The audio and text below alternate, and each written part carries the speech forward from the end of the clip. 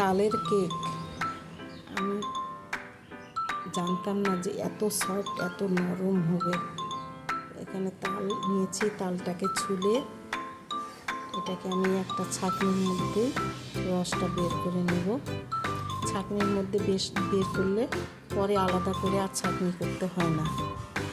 তো এখানে রস বের করে নিয়ে এর মধ্যে দেব স্বাদ মতো চিনি, গুঁড়া চালের গুঁড়া এখানে অল্পই দিচ্ছি, আর এখানে দেব আমি ময়দা। এটাকে ভালো করে মিক্সড করে নেব।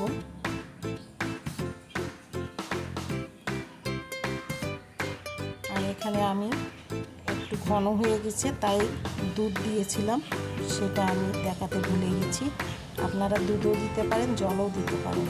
এখানে হাফ চামচ দিলাম বেকিং পাউডার আর 1 চিমটি বেকিং সোডা। এটাকে ভালো করে ফেটিয়ে নিতে হবে।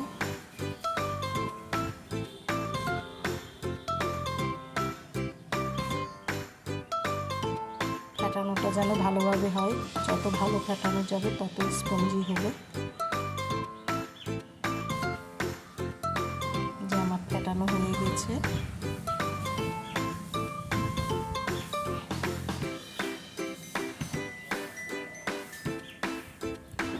এবার আমি একটা বাটির মধ্যে এখানে একটু তেল ব্রাশ করে নেব।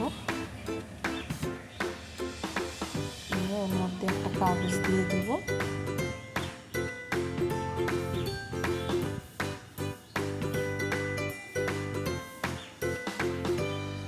কাগজের উপরও তেল ব্রাশ করে দিয়েছি, যাতে ইজিতে ওঠে জিনিসটা। এবার একটু ঢ্যাপ ঢ্যাপ করে নেব। নিয়ে এখানে একটা আমি পুরোনো কড়াইয়ের মধ্যে, এখানে কোনো বালি স্ট্যান্ড কিচ্ছু লাগবে না, এইভাবে বসে দিয়ে একটা বাটি ঢাকনা দিয়ে দিলাম। এবার মাঝখানে তুলে নিয়ে আমি কয়েকটা ড্রাই ফ্রুটস দিয়ে দেব থেকে, দিয়ে আবার ঢাকনা দিয়ে দেব। এই যে কত সুন্দর ফুলে উঠেছে। এখানে আমি দেখে নিচ্ছি যে ভেতরে নরম আছে কিনা। হালকা একটু আছে, ওটা দমে থাকলেই হয়ে যাবে। এবার আমি তুলে নিলাম।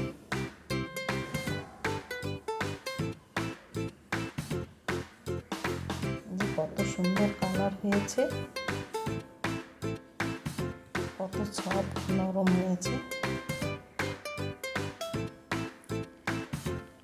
আপনাদের যদি ভালো লাগে একটা লাইক করবেন।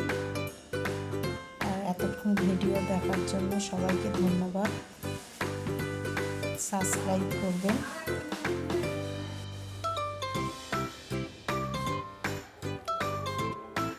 কত সফট, কত নরম হয়েছে।